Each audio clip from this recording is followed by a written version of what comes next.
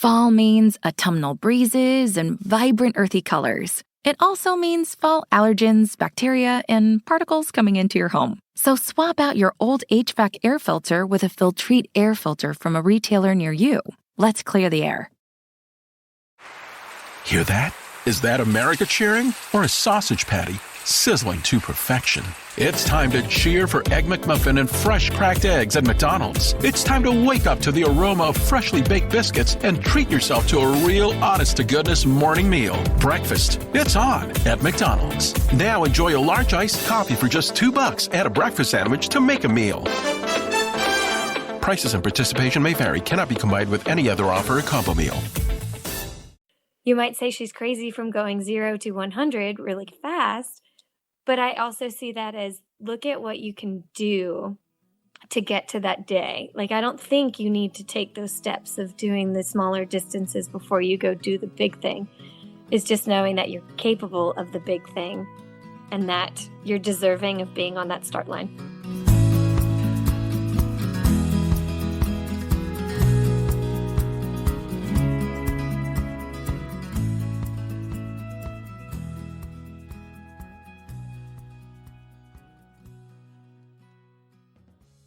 Hey folks, welcome to Adventure Sports Podcast. I'm your host, Mason. Today we're doing something a little different. This is from my other show, Without Compromise. And I didn't know if I was going to play this here, but I thought, you know what? There's so many endurance athletes that listen to this show that I think highlighting, a huge bucket list challenge for a lot of us, which is an Ironman, highlighting that would be really cool. And so who this is Maddie Stambaugh. She's one of the ambassadors over at Athletic Brewing, and we challenged a team of our ambassadors to race in the Barcelona Ironman a few weeks ago. And Maddie is one of the folks that finished and successfully finished, that is. And we have another team racing this week in Oceanside, California at the Half Ironman there. And this is all with Athletic Brewing, who I work for. And I'm actually there right now. As you hear this, I am in Oceanside attending that Ironman. So if you're around Oceanside, California, right outside of San Diego, come check it out. It'd be great to have you around. Just look for the giant 12-foot tall blue beer can. That's where I'm going to be for most of the week. But anyway, Maddie's story is awesome, because she's a teacher full-time. She was going to school throughout training. She had so much going on with her personal life and had never done a triathlon before she decided to sign up for a full Ironman. And so it's kind of crazy. And if you don't know, a full Ironman is 2.6-mile swim, 112 miles on the bike, and then a marathon, literally 26.2 miles, all one after the other. Pretty crazy. Might be a 2.4-mile swim. I'm losing. I don't have Google next to me. But regardless, it's a crazy, crazy feat.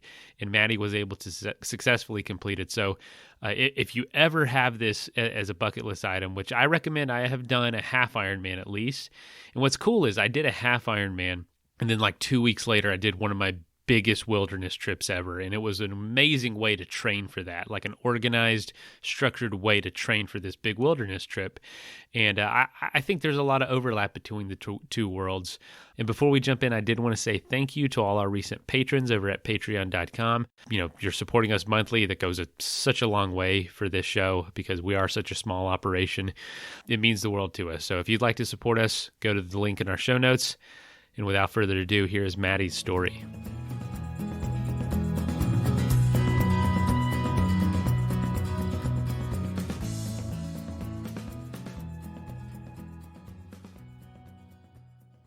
Yeah, so Maddie, how's it going?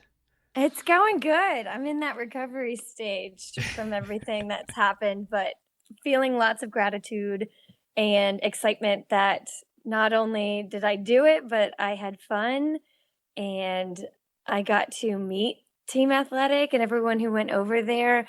And with everything that's been going on with COVID, it feels like another big kudos to be like, I did that. And to look back with I can't stop smiling thinking that it happened. And I usually in the past with big exciting races, I tend to feel that post runners blues where you don't know what to train for next and you feel like you're a little bit lost. And I haven't felt that much because there is so many good memories to take away from And give or take, I did have to go jump right into running the Boston Marathon a week later. Right. But I got to really compartmentalize the Ironman, and it's really cool to look back on because that was my first one. And so it's a pretty cool thing that I just did, and I know it. So I'm proud. It's good to hear you're not downplaying it because it's pretty freaking epic. So honestly, we won't go through like your whole childhood or anything, but before this, what would you say was, some of your athletic goals or achievements or some of the things you were at least doing? Yeah, so I would have said, not would have said, I will say I did come into the sport of triathlon as a runner. I've been running my whole entire life. I competed competitively in high school. And then when I got to Wake Forest for college, I also grew up playing soccer. I decided to play club soccer and then to just run on my own for falling in love with the joy of running itself. And that's when I really fell in love with running marathons. I ran my first one in November of 2014, which was in the city of Philadelphia where I grew up. And 7 years later, I just hit my 26th marathon. So I would say my journey as an athlete was primarily running, but it wasn't until about 3 years ago that my bucket list started to include a triathlon possibly one day. Everyone asks you as a runner, like, what's the big goal? Like, did you run Boston? Did you do all the big ones? And once I said yes to that, the question is like, what's after that? And I always joked, I was like, well, I would love to do an Ironman one day, but I had no biking experience with aero bars. I grew up swimming in Cape Cod and teaching swim lessons. So it was really just the getting all the things together. Like I really love running because it's minimal. It's not minimal effort, but it's minimal materials you need, equipment, and biking you need a lot more. Cycling you need a bike, you need the shoes, the helmet. And so I got all that stuff 3 years ago because I was going to do a sprint. I had a coworker pass down me his old one, but then I moved away from Connecticut, and soon after I moved to North Carolina, the pandemic hit. And so that bike really just sort of sat there. But the Ironman on my bucket list in my I write all my goals down, that didn't go anywhere. And so when this opportunity came up, I was like, maybe I'll apply. Maybe this will be a great chance. Maybe I won't even get it. And then when I did, it took me a couple days to gather my resources and to ask people. I remember asking someone in my network who has done Kona and such, and I asked him, I was like, in your honest opinion, do you think I can do this in 4 months? And he said, absolutely. Like, we just need to get you a bike and you got to start training. But I fully believe that you're capable of that. And so this runner stepped out of her comfort zone, and these last 4 months have been awesome. I think my running is stronger than ever because of adding back in swimming and adding cycling. But I fell in love with those two sports too. And I actually just went swimming last night instead of going for a run. So I think this has just sort of started this whole new passion for things other than running. So yeah. So what was training like through the pandemic, living somewhere new, having a job, and achieving all these other goals at the same time? How were you able to fit it in? Yeah, so I think it was very fortunate. I am a teacher, so I have the lucky training plus of having summer. So right when my training began, I had just PR'd in the marathon with the 3:15. So my fitness was not coming in from zero. It was just a matter of getting the biking that was coming in from zero and to get back in a pool, which I had to take breaks every couple minutes. And now to think that I could swim continuously and stay in the aero bar position for 7 hours, that is the coolest part. But I really think I couldn't have done this training block for my first one ever without there having been summer. And so I was working at my local Fleet Feet part-time and then training on top of that. And so my hours of training were a little bit whack, which I think is actually really helpful because I would start my 20-mile runs at 6 p.m. And that helps because in the Ironman, I didn't start my marathon until about 5:30. So that was helpful. And biking in the early mornings, I really got to meet new people and jump into some cycling groups that looked at me like I was a little bit crazy, because I was, but they were right there with me, encouraging me, telling me advice and tips. And when things happened with my bike, they knew how to help me fix it. So I think this training block was super empowering, but also very aided with summer.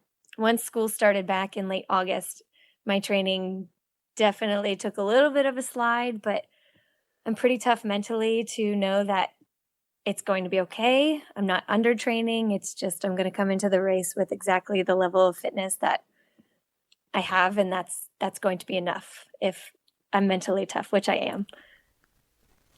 That's interesting.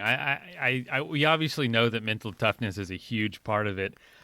How much did you say that came into play for the race day itself? Obviously, physical, you got to have a certain level of physical toughness, but did you find yourself leaning on that through some difficult moments much more than maybe when things were going smoothly? Definitely. And I always like to think, with all of my running and races and my belief that I can do hard things, I think mindset is everything. And I practice and preach it all as a teacher as well. Like, I'm an art teacher.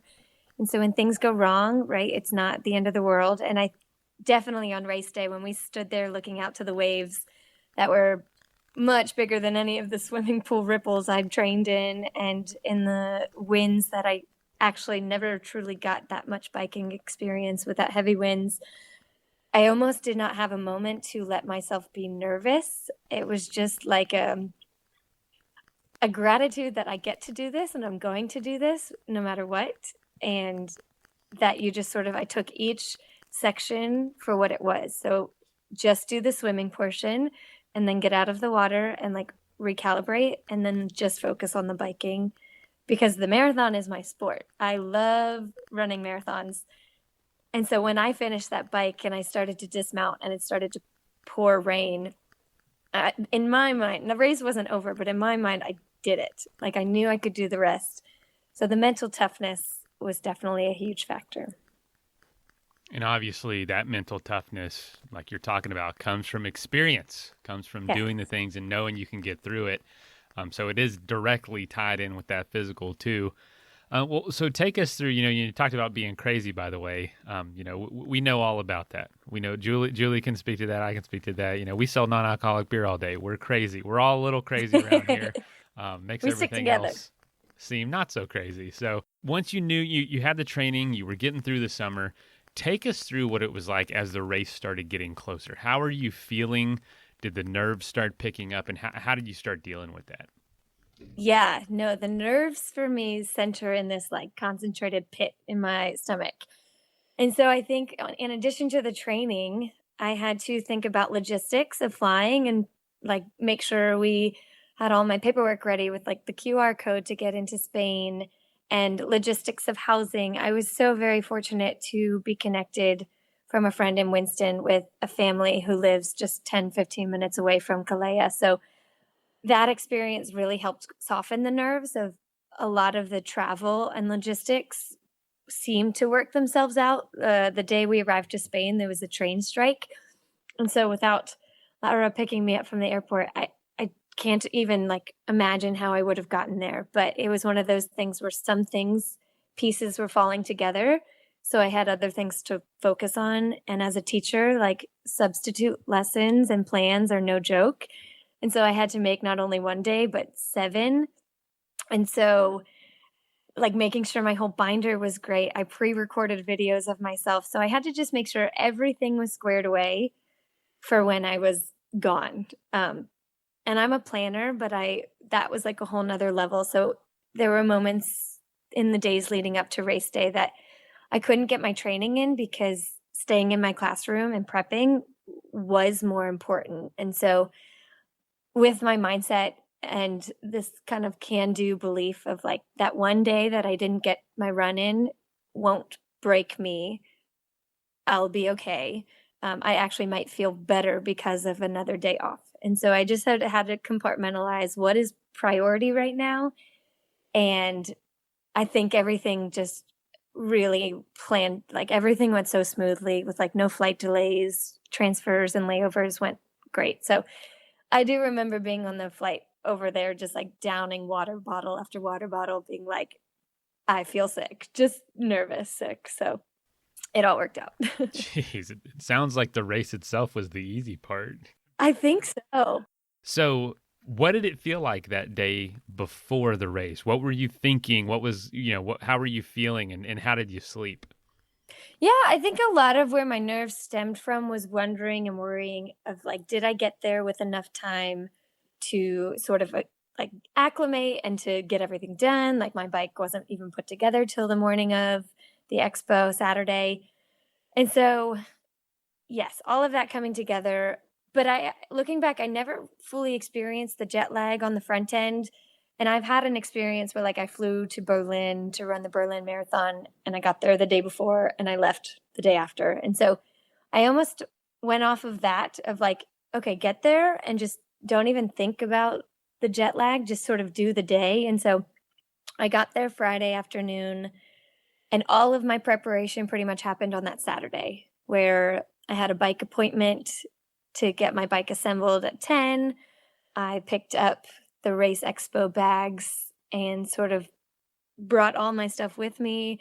I met Julie at the athletic tent and they were so incredibly helpful. Like I sat there in front of the big blow up bottle, like putting my bags together with like Daniela. And they were so helpful because people who have done these want to help other people and want to encourage them. So I don't think the day before could have gone any differently. Like I spent 8 hours at the expo area, just getting everything ready and making sure I had everything put together in the certain bags because you couldn't touch them the next morning. You could only access your bike. So I think the excitement and the adrenaline just sort of kept that going, that by the time I got home from spending some time in the sea with Julie, I was so tired, but I was on Spain time tired.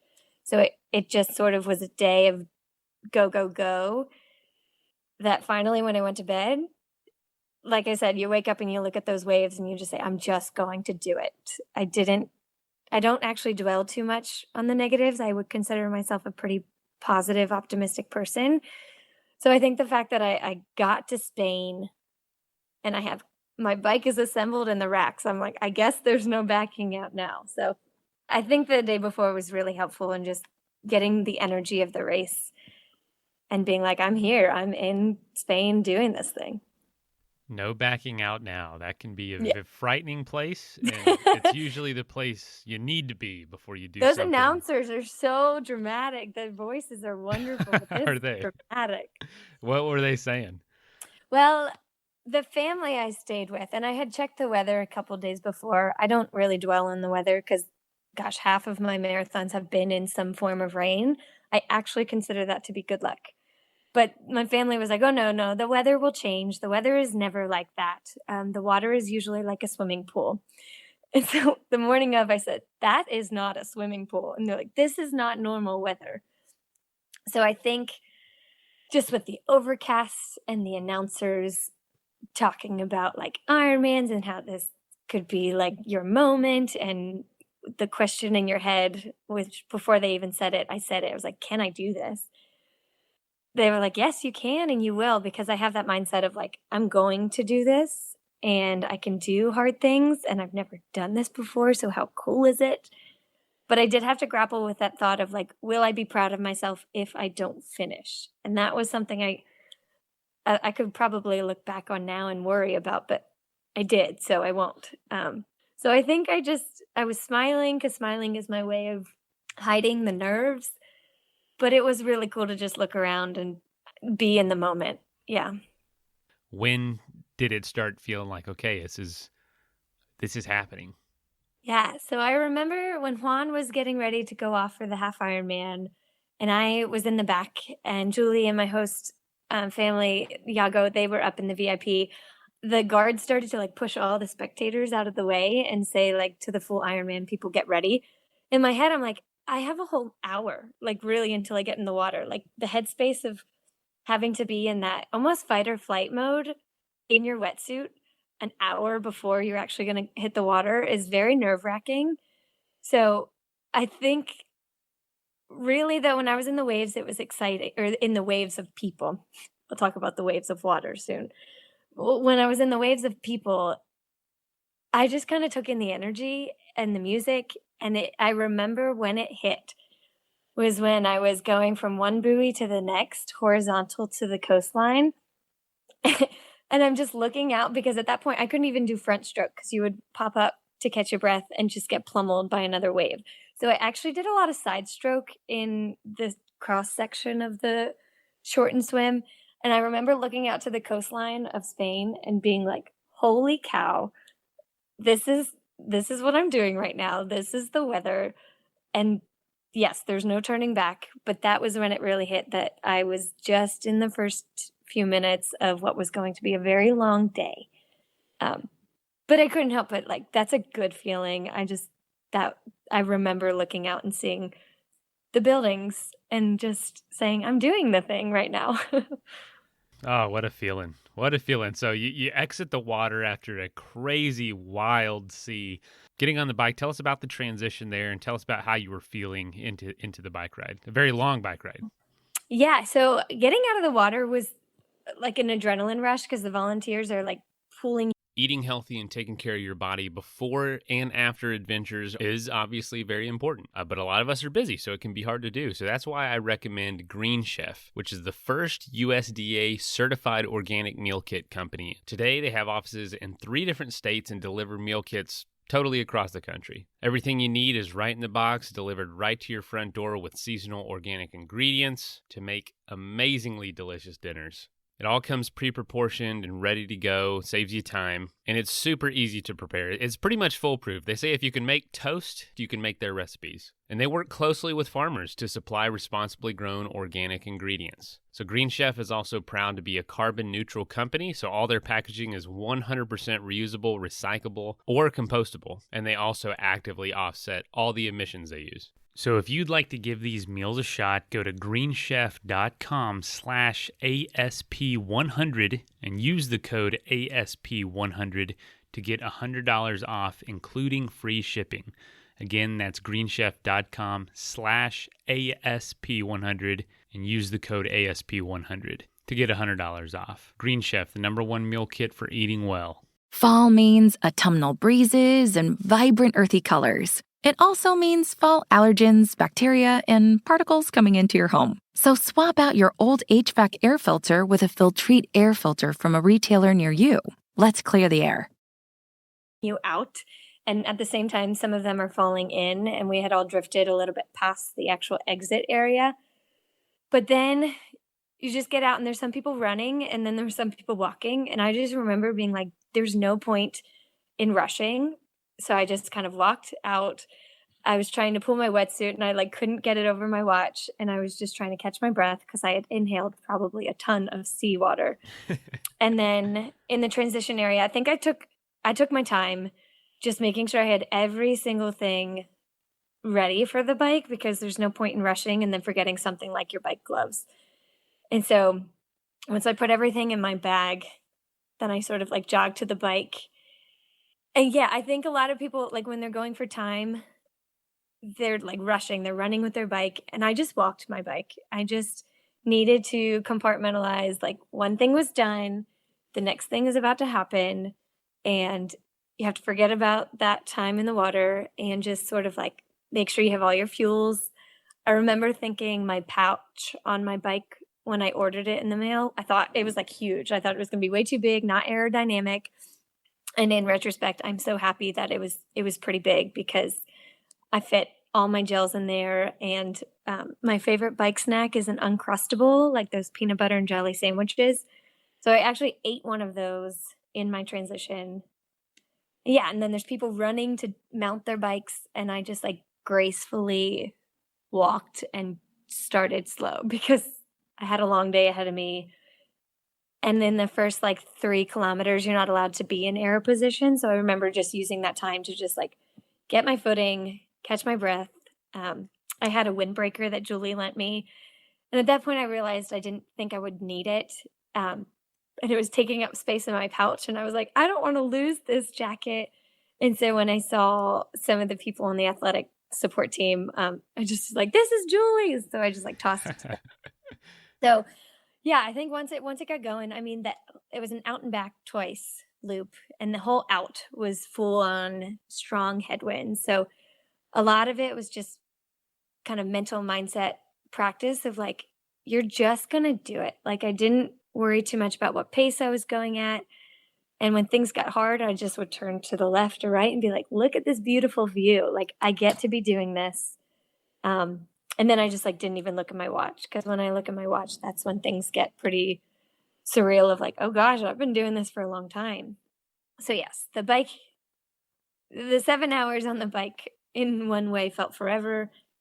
Also at the same time, they felt very quick on the bike again. So I just thought it was really cool. Like 4 or 5 months ago, I didn't even know how to ride aero position, and look at what I just did. And I like to joke that I am not the person that they say, try this at home, kids. Like they might say, don't try this at home, but it's also a testament that people can do really hard things if you set your mind to them. So any particular thoughts on the 7-hour bike ride you were having, or anything you were doing, listening to anything? And how do you just sit there for 7 hours? Let's take a quick message break and hear from the folks that help make this show possible.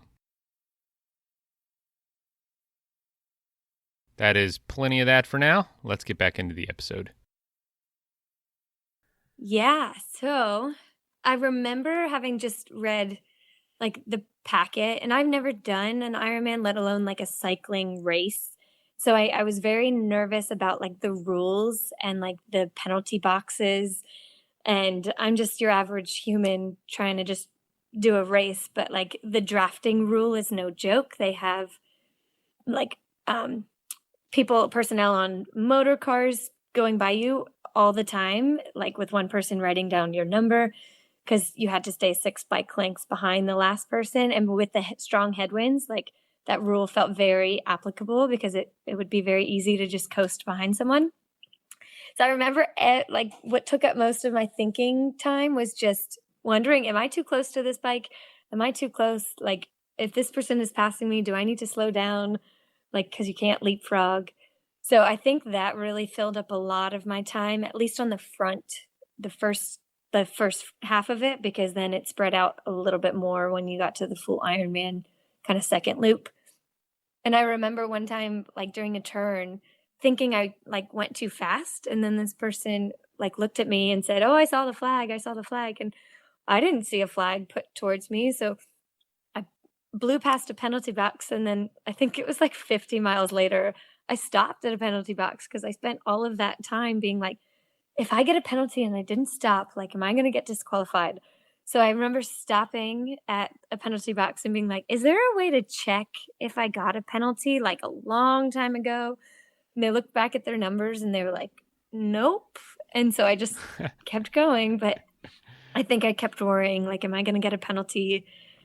At one point, like my whole back tire like flipped up in the air because of the strong headwinds on a turn. And so I think a lot of it was just being in flow of like that exact moment, and less about I'm in hour 6 or 7 or whatever mile I was on. I remember passing all the timing mats and just giving a shout out to all the people at home tracking me, being like, you're welcome, I made it. There was a moment where like there was a big gap between my timing mats, and so everyone says they think I stopped or something happened, and then they got a blast that I crossed. And so I think it was just a lot of staying in my head and not getting too worried about too much else outside of me. But taking in the views, gosh, those mile markers were beautiful. Yeah. I was going to ask what the course was like. So cool. So you get off the bike, you're on the run. Yeah, that's like, all right, you felt finished when you got off the bike, like you said. And tell us what it was like. What was it like crossing that finish line? Something, such a big goal, such a bucket list item for so many people. Was it more impactful than you thought it would be? You know what I'm saying? Or having crossed so many finish lines of marathons, were you kind of ready for the feelings and for the sense of accomplishment? Yeah, there's so many words I could put to that, and I don't even know if I've fully processed it because every time I think back to it, it brings up a new like strong point or a new like, oh my gosh, I can't believe I did that. Um, or did that during COVID or anything. I can kind of tie it to a different moment. But I think what was cool is the run course was a 3-loop bit. And so every time you came around that athletic brewing loop is what they called it, you could see the finish. And so you could see people finishing and you can hear those words, you are an Ironman. And you can just be like, I am 1 step, 1 mile closer to hearing those words. And on the run, on the bike, sure, there's so much out of your control because you're clipped into this bike where like something could happen. But with running, yes, many things can happen, but you are in control of your body. And so there were moments I needed to walk, but I still knew that I was moving forward. And gosh, I don't think I've ever walked at mile 11 in a marathon before, but I did in this one because my body caught up to me of what I've actually been doing before the marathon. And so I think it's really cool to have it be a different marathon experience. Like turning that red carpet, I don't think there's anything I've experienced like that other than that turning left on Boylston Street in the Boston Marathon and just being like, holy moly, like look at the energy. And so like when you think like looking at the videos and hearing people shouting my name, I didn't hear any of that. I didn't hear the song that was going. I actually don't even remember hearing the words, "You are an Ironman." I just remember seeing Julie and seeing the team and being like, wow, like I did it. And I actually feel okay. Like some part of me was like dancing down the finish line. And I look back at pictures and I was like, Maddie, they're all blurry. Like all of the photos are blurry. But it was this cool moment of like, I've dreamed about this and I've joked about this because I'm like, I don't know if I can do it. And this past year has been such a growth moment. I mean, I'm 26 and I'm the age of the favorite distance I like to run. Pandemic has hit. I got a dog within the last year and a half and it's been great, but it's been hard. And so there's a lot of kind of emotional feelings. I remember turning down to the red carpet and just like starting to cry and then just telling myself, no, like be happy. You get to do this, like soak it in. And so I was pretty much dancing down the red carpet, seeing Athletic Brew, every other thing was so cool to be like, I get to be the one, like I'm wearing this on my kit. That's so cool. Yeah, there was so much gratitude of getting to be there because with COVID, I love to travel. And that was the first like overseas trip that I've done in 2 years. And so that was not thought about. It was everything. Wow. And you've had a big year. You graduated with a master's. You did Boston again. Yes. Ironman finisher. I don't even know where you go from here. You've kind of done it all. I don't know. I think the next thing on deck, I want to get my running certification for coaching. There's always something that Maddie Stambaugh is working towards, but I'm soaking it in. I don't have any goals set right now.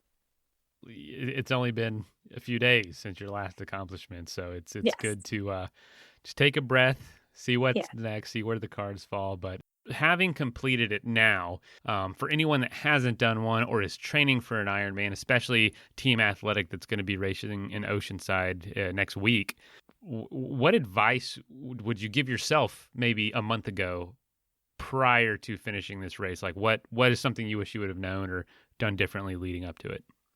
Yeah, that is so cool. And I just have to start off by saying I've been so inspired by this group way back since it started in May, June, just because the selection, like at first I had a lot of imposter syndrome of I've never done one before. Why was I selected? Or what do I have to bring to the table? And now I just look back of like, oh my gosh, everybody has some unique perspective to bring. And so the people in the team who have done them before, shout out to Hunter. She gave me so many good pieces of advice when I was like, what do I do with this wind? Like, what if, when, at what point would they cancel a section? And so she was helpful with that. But what people bring to the table is just these different experiences. And so a big piece of advice that I've gotten in my marathons is run the race that's given to you that day. You can train in all sorts of weather and conditions, and then race day might bring something totally different. Or you might have done a lot of Ironmans before or a lot of races, but every single race you do is going to be different, whether that's the course. So like the times really can't be matched up equally because every course will have different challenges. But I think just knowing that your training has paid off and that it will all be worth it, and whatever the morning of race day brings is just you get to bring yourself and your attitude and your mindset to the race. So when those waves were treacherous looking, I just knew that I was capable of whatever I was going to do that day. And so I think also I've only done one triathlon, a sprint in July. And so you might say she's crazy from going 0 to 100 really fast, but I also see that as look at what you can do to get to that day. Like, I don't think you need to take those steps of doing the smaller distances before you go do the big thing. It's just knowing that you're capable of the big thing and that you're deserving of being on that start line. I think that's a big piece of advice. You don't have to take all these necessary steps leading up to it. Like, it can be helpful, but you can just jump right in and make it happen right out. I mean, look at our founder, Bill. He didn't have any clue what he was doing with starting a brewery. Yes. But here we are talking on a podcast from a non-alcoholic brewery of all things. Yeah. Pretty crazy. If you don't mind, I'd love to jump right into rapid fire, then we'll wrap this up. Awesome. So now that, racing's over, or not over for you, but these immediate goals are over, you obviously have a passion for running. You obviously have a passion for teaching. What else are you most curious about right now? Ooh, yeah. Curious about how I can continue to help others in their goals. I'm on a professional development day right now, and we're talking a lot about growth mindset. And so just working with kids and adults and athletes on this sort of mindset that I live my life by. Well, you've got a lot of ammunition for that, for growth mindset. I'm excited to see what conversations come out of that. Well, this might be obvious, but what is your proudest achievement? Ooh. I think getting a master's degree and working full-time is one thing I'm most proud of. And I could be clouded by all my running achievements, but I don't like to think that we are what we do. Like, I am not my achievements and I'm not my statistics, but I am the person I am because of all of that. And so I think I'm a better educator and friend and person because of everything I've done. So I think that's a big achievement. Definitely something to be proud of. I know we've already talked about this, but I always ask this. You might not have this in your mind yet, but is there any other goal out there for you that's like, one day I would love to do that? Yeah, I would love to hike the Pacific Crest Trail. I think a lot of my big goals might turn towards hiking right now. Yeah, there's also a big goal to write a book, which I'm currently in the process of, in the beginning stages. So it's a big goal and it's going to happen one day, but we'll see when. All right, this might be off the record, but what's the book about? Well, life lessons learned on the long run. I joked when I started running marathons that people were like, oh, you need to write a book about all these races because there's so many different stories. And I said, I don't really want to write a book. This was when I was in college. And so I instead started an Instagram, which is a big part of who I am right now, Marathon Mads 94. But that Instagram is now helping me sort of recapture those memories from years back, because 26 marathons, there's a lot of stories. There's at least 26 stories. Definitely. I have finished every race I have started. Oh, wow. That's a big thing. See, that's something to be proud of as well. Holy cow. Yeah. Hey, there's something there. Keep us posted. That's exciting. Leading up to this, achieving all these goals, living life to this level, is there a daily habit that you really stick to or try to stick to as much as possible that helps you get it all done? Yes, I started this year by doing something that I had seen go around, and I could have started it in any day, and everyone can start this on any given day. But I started this year with a gratitude calendar. And so it's just a normal, like, daily calendar that you would put up on a wall. But I write one thing that I'm grateful for from that day. And because there's sure a lot of things that are negative, but when you can focus on the good, that's sort of what you look back on. So I think I start every morning with the mindset of what good could happen today. And even if that's as small as I made my bed, or I took my dog for a long walk, or I got a validating comment from a student, like it can be as small as that. But that has helped a lot. You would be surprised the amount of people that answer that question with a gratitude journal or some sort of practice in gratitude. There's something there. If you don't do this, if you're listening, do it. So many people we talk to achieving so much talk about gratitude and being thankful. So cool to hear you say that too. I won't put you on the spot if you don't know the name, but do you have a favorite Athletic Brewing beer? Oh yeah, I love the Upside Down and Rainbow Wall. Those are good ones. I've got like the staple ones. Upside Down is my favorite. My dog wears the Run Wild collar. We love that one too, because I'm more of a blue color fan.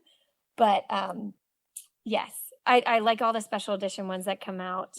Oh, awesome to hear. Well, as you know, with our beer, on every can, and our motto here is brew without compromise, because doing anything out of the box takes you doing it excellently. Is that a word? But doing it really well. In fact, doing it without compromise. So, when we brew without compromise, we realize we kind of have to live without compromise too. What does it mean to you to live without compromise? Yeah, I think it's not having to sacrifice something to live the life the way you want to.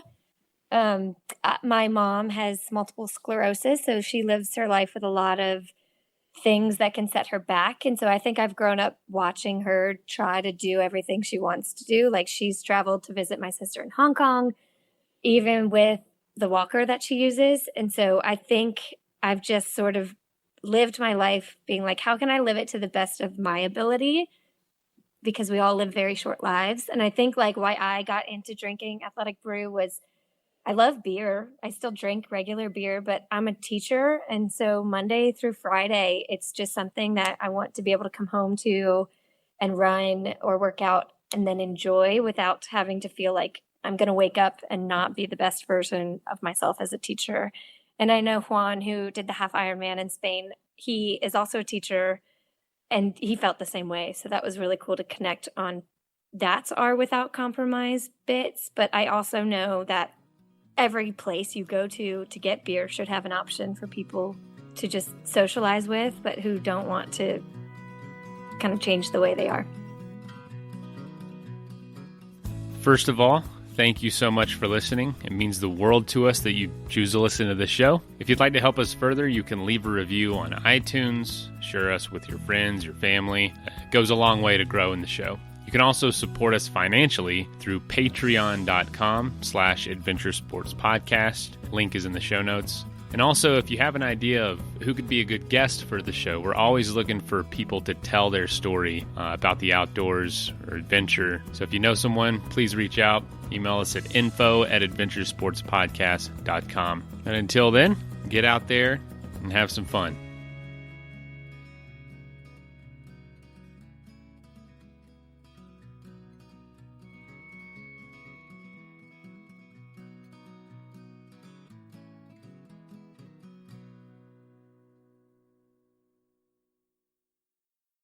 You should be saving for the future, but savings accounts suck, and investing can be scary. We combine the ease of savings with the real returns of investing. We call it Save Vesting, and it's only available in our new app, Stairs. Stairs offers 4 to 6% returns, no fees, and you can withdraw anytime. Do your future a favor. Visit stairsapp.com today.